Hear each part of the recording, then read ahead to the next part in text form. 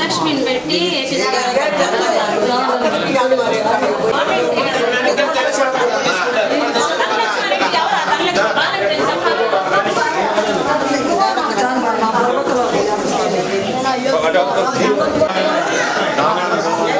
ఎక్కడిచ్చినా వెళ్ళిపోతాం ఇలాంటి స్వామి వెళ్ళిపోతాం పిల్లలు ఈ స్వామి తప్పకుండా స్వామి ఈ స్వామి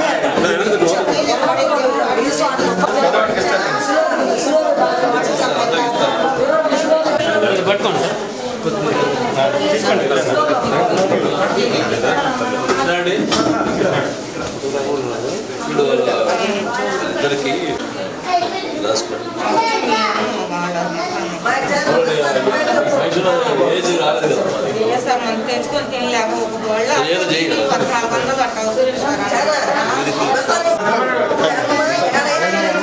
భోజనాలు పెడతారు, మంచి భోజనం పెట్టండి.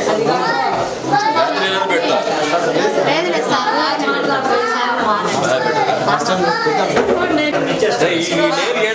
కాలనీకి వెళ్ళలేదుగా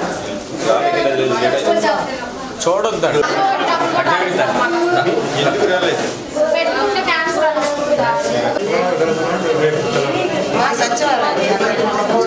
సచివాలయంలో అడిగారా? మీరు చెప్పేది ఏమన్నా ఇప్పుడు చెప్పేది ఉంటే అటు ఉండండి, లేకపోతే వాళ్ళకి ప్లేస్ పెట్టారు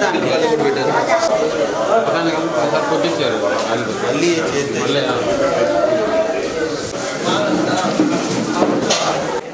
మరి శివారు కాలనీలో నీళ్లు రావటం, కొంతమంది ప్రజలు ఇబ్బంది పడుతున్న పరిస్థితులు ఉన్నాయి. మరి ఈ పరిస్థితి ఎప్పుడు కూడా అది తుఫాను పరిస్థితి ఇబ్బంది పడతా ఉన్నారనే ఉద్దేశంతో మరి పోతురాజు కాలువ ఆధునీకరణ చేసిన దానికోసం మేమంతా కూడా 90 కోట్లు పెట్టి మొదలుపెట్టడం జరిగింది. మరి ఈ వర్షాకాలం అయిపోయింది, అది కూడా పూర్తి చేయడం జరుగుతుంది. ముఖ్యంగా ఈ బాధితులందరూ కూడా రీహాబిలిటేషన్ సెంటర్స్ ఏర్పాటు చేసి వాళ్ళ భోజనాలు గిజనాలు అన్ని రకాలుగా సదుపాయాలు ఏర్పాటు చేసి ఇబ్బంది లేకుండా ప్రజలకి కలిగించేదానికి అధికారులందరూ కూడా అప్రమత్తమై ఉన్నారు. మన కమిషనర్ గారు, ఎంఆర్ఓ గారు వీళ్ళందరూ కూడా ఈ కార్యక్రమం చూస్తూ ఉన్నారు.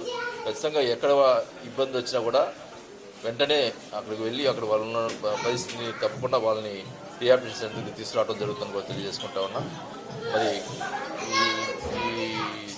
ఈ వర్షం ఇంతతో ఆగితే ప్రాబ్లం లేదు, ఇంకా ఎక్కువైతే కొద్దిగా ఇంకా ఇబ్బందులు అవుతాయి. కాబట్టి మళ్ళీ ఏమైనా ప్రాబ్లమ్స్ వచ్చినా కూడా వాళ్ళకి ముఖ్యమంత్రి గారితో మాట్లాడి అన్ని రకాలుగా వాళ్ళకి ఇబ్బంది లేకుండా చేస్తామని కూడా తెలియజేసుకుంటాం.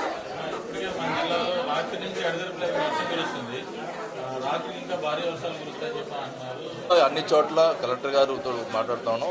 అన్ని చోట్ల కూడా రీహాబిలిటేషన్ సెంటర్స్ ఏర్పాటు చేయడం జరుగుతుంది. అన్ని చోట్ల ఇబ్బంది లేకుండా ప్రజలకి ఎక్కడ ఏ ప్రాబ్లం వచ్చినా కూడా అధికారులు జాగ్రత్తగా అప్రమత్తమై ఉన్నారు. ఏ ఇబ్బంది లేకుండా చేసేదానికి ప్రభుత్వం ఉందని కూడా తెలియజేసుకుంటాం.